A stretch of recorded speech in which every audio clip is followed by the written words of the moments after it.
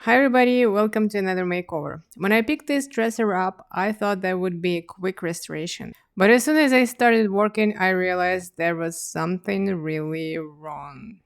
Can you see the gap between straight board and the top of the dresser? The whole thing was bent. Surprise, surprise. My guess something heavy, very heavy, was sitting on top of the dresser on the front part.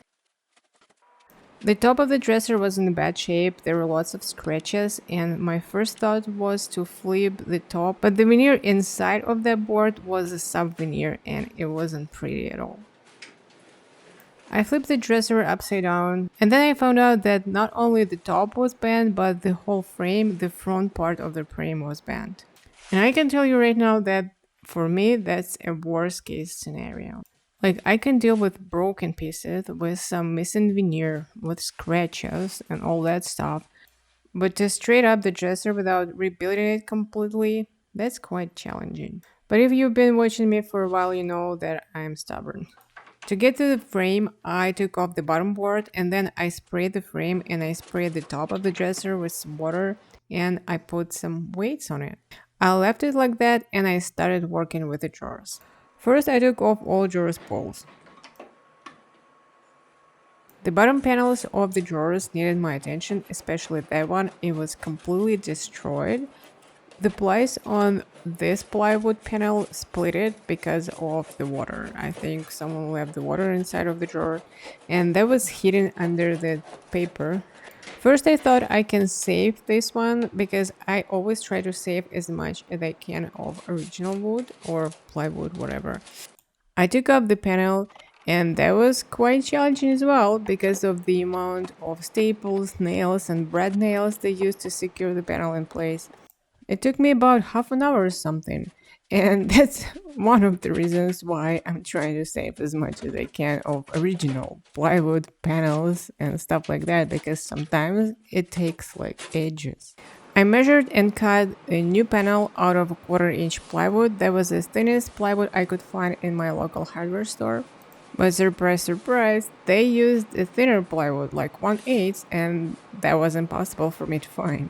And as you can see, it's not even a sheet of plywood, that's pieces glued together. And thanks God the grooves were big enough, just the right size for my plywood, but still it took me some time to put it back.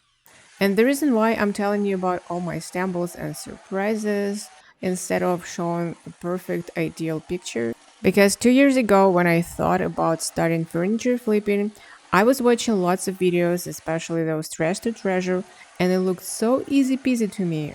And sometimes it is easy if you find a really nice piece of furniture in good condition and you paint it. And my first piece of furniture I started working with was in really good condition. There was nothing wrong with it at the first sight. And while I was working on it, the surprises started showing up here and there like you can't believe it. It took me about 2 weeks to finish that project, including some time when I was frustrated and I didn't want to do anything. And I was so disappointed with myself. And there we go, 2 years later, I picked up this piece of furniture. Yes, the top wasn't in the best condition, but overall it looked fine. But sometimes the piece you pick up could be a can of worms. And my point is, just be ready for that and don't think there's something wrong with you. And one more thing, sometimes it's better to give up and admit it's not worth an effort. But obviously that's not my thing, that's why you're watching this video. Anyways, I was finally done with that one drawer and two more drawers needed some serious cleaning.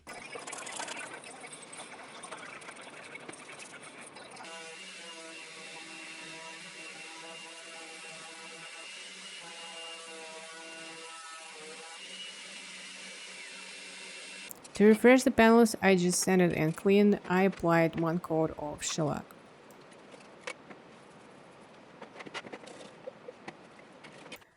I scraped off the old top coat from the drawers fronts.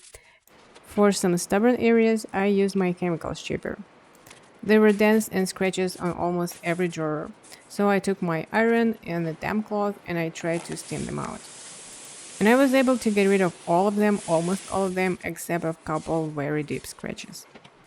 And then I hand sanded all drawers with 220 grit sandpaper.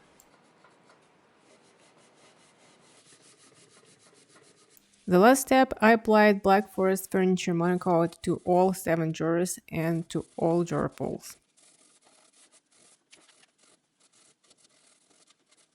The drawers were done, and then in about 2 weeks, I started working with the body of the dresser. It wasn't completely straight, but it was okay to work with, and I just wanted to finish it.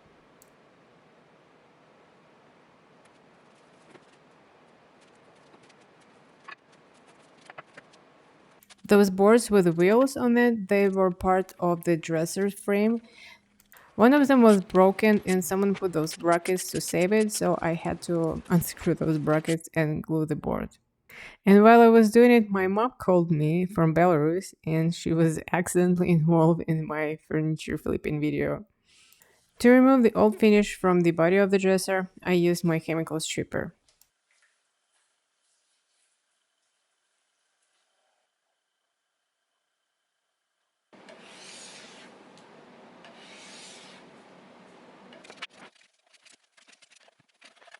Even if my stripper doesn't need to be deactivated, I usually use the methyl hydrate or some mineral spirit just to clean it up. When I was done with the stripping, I sanded the whole body of the dresser with 120 grit sandpaper. I would normally use 180 or even 220 grit, but the top of the dresser had lots of scratches. So I decided to use a lower grit to sand them down a little bit. And then again, I used my iron and a damp cloth to steam those scratches out. And there goes the final sanding with 220 grit. Here's the fun part. I decided to build a new base for this dresser. I had 2 pieces of solid ash I was going to use for the legs. And I had 2 long boards from one of my previous projects. They were actually part of the bed frame. And it turned out that to build a new base was not that fast and not that easy as I thought it would be. Here is a very important thing. Before you start cutting your legs, if you have a solid piece of wood like I had, make sure that you adjust your saw right. I cut my legs and I was like, what is going on with my saw? Why the cut is not straight? I checked all my adjustments on the saw except one on the backside. It was hardly noticeable, but my saw angle was not zero like it was supposed to be, but a little bit above zero. And I don't usually change that angle. I don't even touch that part of the saw. I don't know how it happened, but it moved a little bit. So instead of having 6 inches tall legs, I had 5 inches at the end. I got off one edge of the legs of each legs and then I sanded them with 220 grit. And I also sanded one of the long boards I was going to use as a front part. And I drilled 2 pocket holes on each side of long boards. And I also had 2 short boards for sides of the base, but I forgot to film them.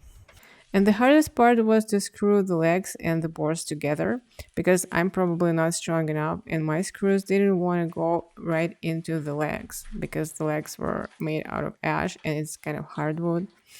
So I had to make marks, then to pre-drill the holes in all 4 legs and then to screw them together.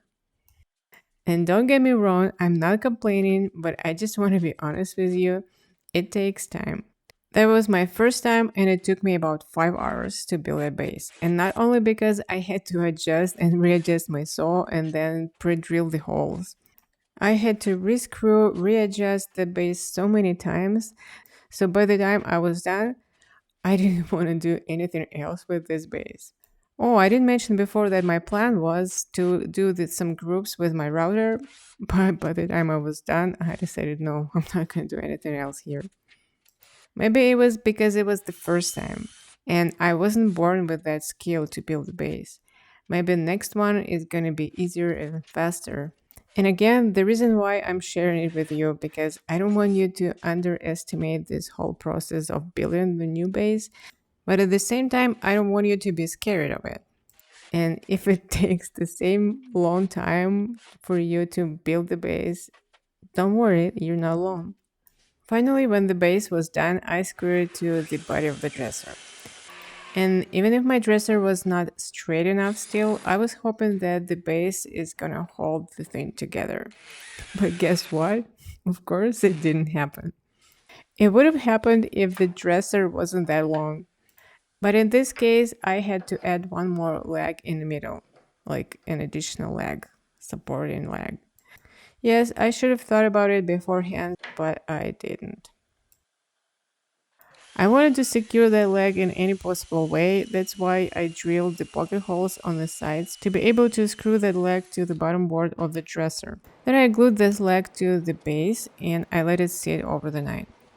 One of the drawer sliders was broken and I replaced it with the one I had in my stash. There was one spot where I burned through the veneer. I fixed it with my furniture restoration kit.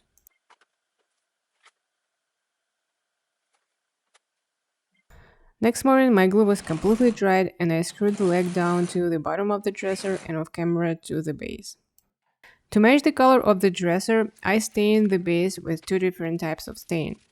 The first one was a water-based stain in the color Amaretto, and once it's dried, I applied wear-thin oil-based stain in the color Early American. And finally, I was ready to apply the top coat to the dresser. I used Rubio monocoat and I mixed together 4 teaspoons of part A and 1 and a little bit of teaspoon of part B. And you can see that there's not a lot of top coat in the little container, but actually that amount of oil was enough to cover the whole top and one side of the dresser. For the other part of the dresser, I didn't want to mix Rubio, so I used the leftovers of my Black Forest monocoat oil.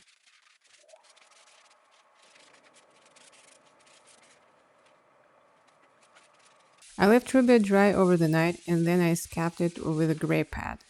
I did that because the top coat dried inconsistently. That was my second time using Rubio and the first dresser turned out great. I guess that I didn't wipe off all of the excess of Rubio because when you apply the top coat you have to wait for 5 minutes and then wipe off an excess. I think I missed some spots, that's why it dried unevenly. But I was able to fix it with the gray pad. I didn't want to apply the second coat of Rubio because it would give me a sheen I didn't want to, so I used some beeswax for additional protection. I let the beeswax sit for about 25 minutes and then I came back with the microfiber cloth and I wiped off an excess. And the last step is to put back the hardware and we're done here. Let me remind you how this dresser looked before, and here's the after. Oh gosh, that was a long trip, almost as long as my trip around the world. But in this case, I was super happy to finish. And by the way, I've never finished my trip around the world actually. I got stuck in Canada, just in case if you were wondering. As usual, let me know what you think in the comments below. And I hope I earned the thumb up and maybe even a subscription. That's free for you and means a lot to me. Thank you so much for watching and see you next Thursday.